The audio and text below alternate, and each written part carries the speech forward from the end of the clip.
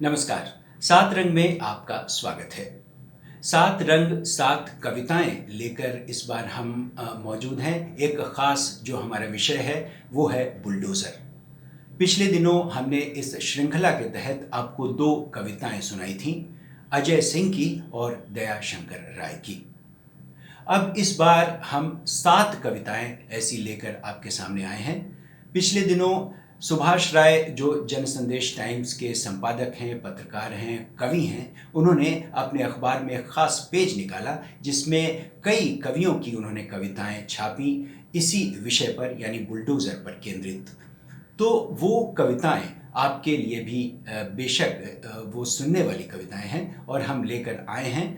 उनमें से सात कविताएं इस बार हम जिन कवियों की कविताएं लेकर आपके सामने आए हैं वो हैं विष्णु नागर, मदन कश्यप, राजेश जोशी, अरुण कमल, स्वप्निल श्रीवास्तव, लीलाधर मंडलोई और अनु सेठी। तो शुरू करते हैं आज का सफर और पहली कविता सुनते हैं विष्णु नागर की। विष्णु नागर की कविता।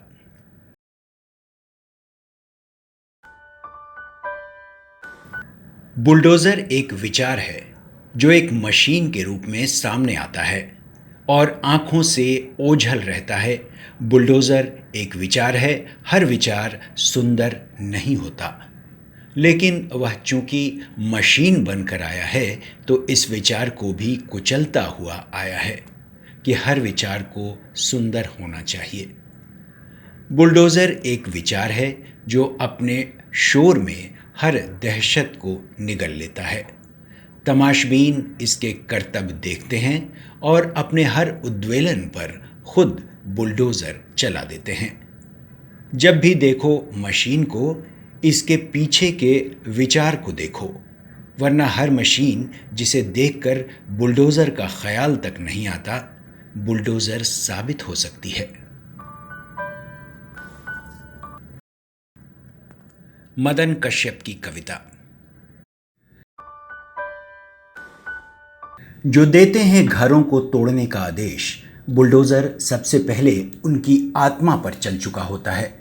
उसके बाद ही वह 10-20 घरों के साथ 10-20 लाख बेबस लोगों के सीने को रौंदता है। तालियां बजाने वाले 10-20 करोड़ लोगों के विवेक कब रौंद डाले जाते हैं, यह तो बुलडोज़र को भी नहीं पता होता।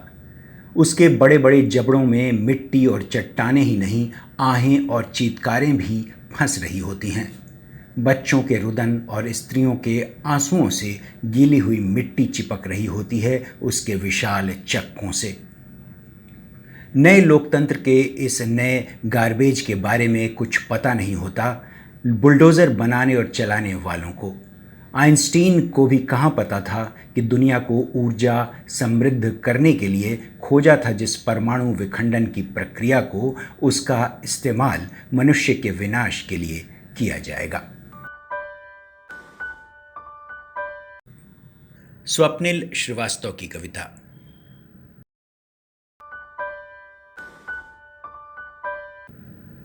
ये बुलडोज़र नहीं जैसे शत्रु देश के टैंक हों, अपने ही नागरिकों को रौंद रहे हों। जो नाफरमानी करता है उसे सबक सिखा देते हैं। इनके लिए कोई सरहद नहीं है कोई बंदिश। इनके मनमानी को कोई चुनौती नहीं दे सकता है। बुलडोज़र अचानक कहीं भी पहुंच सकते हैं। उन्हें किसी हुक्म की ज़रूरत नहीं है। वे हुक्म के परे हैं। मगरमच्छ की तरह रक्ताब हैं इनके जबड़े, नुकीले हैं इनके दांत, वे दूर से दिखाई देते हैं। ये नदी या झील में नहीं रहते, ज़मीन पर कवायद करते रहते हैं। निरपराध लोगों को बनाते हैं शिकार। वे बिना सूचना के आते हैं। किसी अदालत में नहीं होती इनके खिलाफ कार्यवाही। वे किसी अदालत का आदेश नहीं मानते, खुद ही फतवा जारी करते हैं। पूरे इलाके में है इनका खौफ। लोग इनके डर से बाहर नहीं निकलते। बुलडोज़र नींद में भी दुःस्वप्न की तरह आते हैं और हमारा चैन बर्बाद कर देते हैं। ये तानाशाहों के सैनिक हैं, इन्हें अभयदान मिला हुआ है। वे कहीं भी जा सकते हैं और किसी को भी ढहा सकते हैं, चाहे वह इमारत हो या कोई आदमी। थोड़ा रुक कर सोचिए, जो कारीगर इसे बनाते हैं वह क्या इसके कुफ्र से बच पाते होंगे? अरुण कमल की कविता।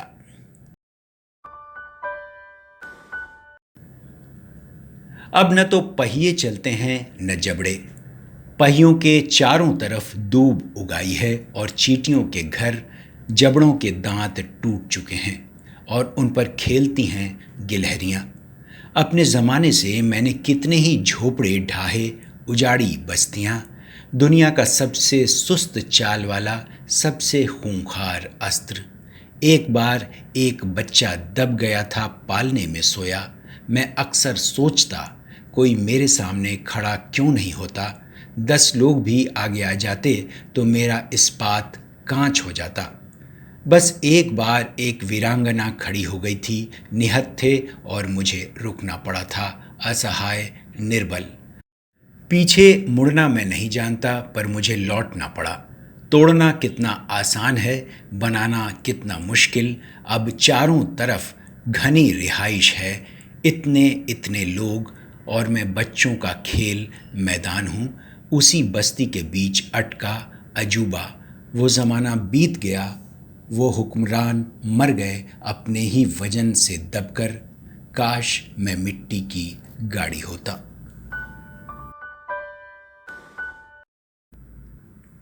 अनूप सेठी की कविता। ओ बुलडोज़र, तू कहाँ चला? उनने ड्यूटी पर भेजा है, क्या कहकर भेजा है? दरो दीवार तोड़ कर आ, जो दिख जाएं खोपड़े फोड़ कर आ। अंधी है क्या, दिखता नहीं, ड्यूटी बजा रहा हूँ, लोकतंत्र का घंटा घनघना रहा हूँ। कान खोल कर सुन ले, मेरा पिंडा जिगरा लोहे का, लौह दरवाज़ों से निकला, मेरा पुर्जा पुर्जा लोहे का। मेरे मुंह मत लग रही बुढ़िया, 2-4 सांसें बची हैं, ले ले। सवाल किया तो यहीं धूल चटा दूंगा, नामो निशान मिटा दूंगा।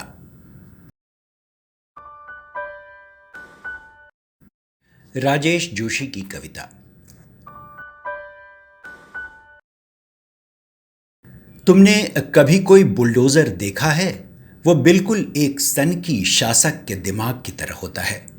आगा पीछा कुछ नहीं सोचता, उसे बस एक हुक्म की ज़रूरत होती है और वह तोड़ फोड़ शुरू कर देता है। सनकी शासक कल्पना में कुचलता है, जैसे विरोध में उठ रही आवाज़ को। बुलडोज़र भी साबुत नहीं छोड़ता किसी भी चीज़ को। सनकी शासक बताना भूल जाता है कि बुलडोज़र को क्या तोड़ना है और कब रुक जाना है। सनकी शासक ख्वाबों की दुनिया से जब बाहर आता है, मुल्क मलबे का ढेर बन चुका होता है। सनकी शासक मलबे के ढेर पर खड़े होने की कोशिश करता है, पर उसकी रीढ़ टूट चुकी है। वह जोर जोर से हंसना चाहता है, पर बुलडोज़र ने तोड़ डाले हैं उसके भी सारे दांत। बुलडोज़र किसी को नहीं पहचानता है। बुलडोज़र सब कुछ तोड़कर बगल में खड़ा है अगले आदेश के लिए।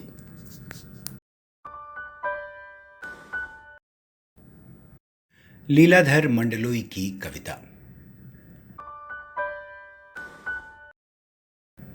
हैरान हूँ इन उजड़े घरों को देखकर, खाक उठती है घरों से, कुछ नहीं है बाकी उठाने को।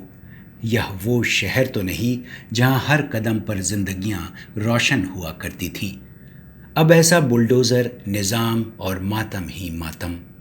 चौतरफा कम होती सांसों में भागते थकते लोग, नमाज में झुके सर और दुआओं में उठे खाली हाथ, मांग रहे हैं सांसें रमज़ान के मुक़द्दस माह में। अब यहाँ ईदी में बर्बाद जीवन के अलावा कुछ भी नहीं, कुछ भी नहीं। उम्मीद है आपको ये कविताएं पसंद आई होंगी। अगले अंक में हम सुभाष राय और कौशल किशोर के अलावा कुछ अन्य कवियों की कविताएं आपको सुनाएंगे। इसी विषय पर यह श्रृंखला अभी हमारी जारी है। तो मिलते हैं अगले हफ्ते नए कवियों के साथ, नई कविताओं के साथ। नमस्कार।